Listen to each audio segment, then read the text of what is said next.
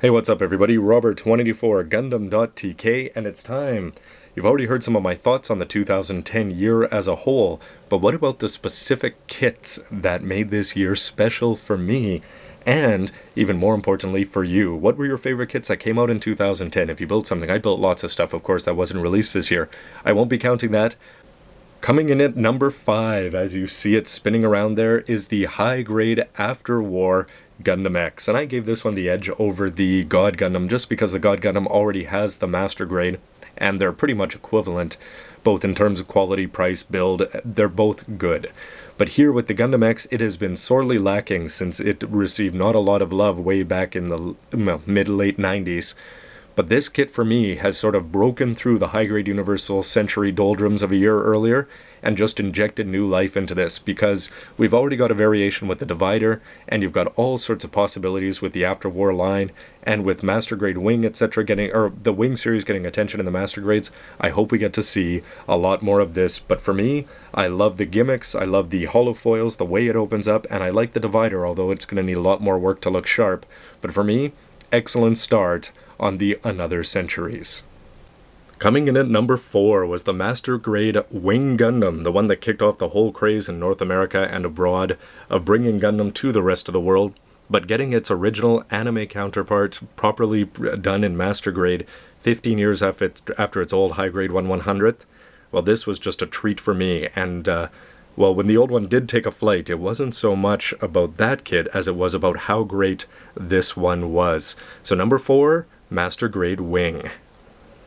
Number 3 was a little bit hard for me to nail down, but I'm going to go with the high-grade 00 Quanta from the movie, which I hope you've all had a chance to go check out now somewhere.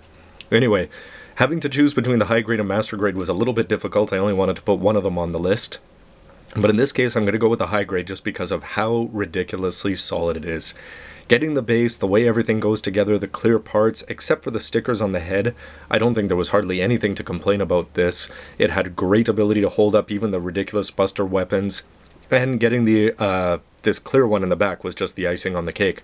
But for me, the 00 Quanta shows everything that Gundam can do at a low price point to make their fans fairly happy.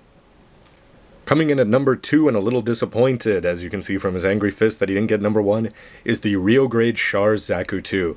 And one of the reasons I didn't give him number 1 is just because you always have the tendency for the things that you've built best, especially towards the end of the year, to call those the best of the year.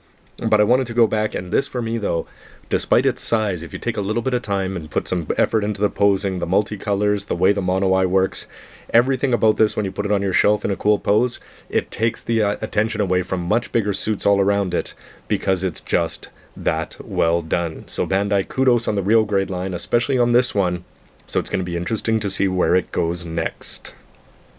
So who is number 1 for the year 2010? Well, the answer may surprise you because you've got to go all the way back to the beginning, but probably the kit that I did not expect to like until I read the manga, and that I didn't really have that high expectations for until I actually started to put it together, was the Master Grade Red Frame.